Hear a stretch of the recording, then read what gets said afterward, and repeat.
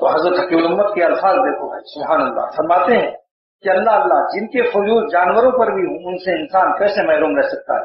آخر میں فرمایا ہرگز مایوس نہ ہونا چاہیے، ہاں دھن ہونی چاہیے، دھن ہونی چاہیے، چاہے تھوڑی ہی ہو، چاہے تھوڑی ہی ہو۔ اصحاب کہف کی برکت سے ان کا کتا بھی ایسا مشرف ہوا کہ اللہ تعالیٰ نے قرآن میں اس کا ذکر فرمایا، جس کو قیامت تک نمازوں میں پڑھا جائے گا۔ حکیم الامت فرماتے ہیں کہ اللہ کے چند مقبول بندوں کے ساتھ کتا ہو گیا تھا۔ اصحاب کہف سورہ کہف میں ترجمہ دیکھ لو، حکیم الامت فرماتے ہیں کہ آج اللہ نے ان کی برکت سے اس کتے کا بھی ذکر ایسا ہوا ہے کہ مشرف ہو گیا۔ حق تعالیٰ نے اس کو کلام مجید میں بیان فرمایا اور قیامت تک نمازوں میں اس کا نام پڑھا جائے گا، اس کا ذکر ہوگا۔ جب حق تعالیٰ کی عنایت کتے پر اس قدر ہوئی ہے تو ہم پر عنایت کیوں نہ ہوگی؟ یہاں حضرت کا الفاظ دیکھو، ہم پر کہہ رہے ہیں، یہ نہیں فرمایا کہ آپ لوگوں پر کیوں نہ ہوگی۔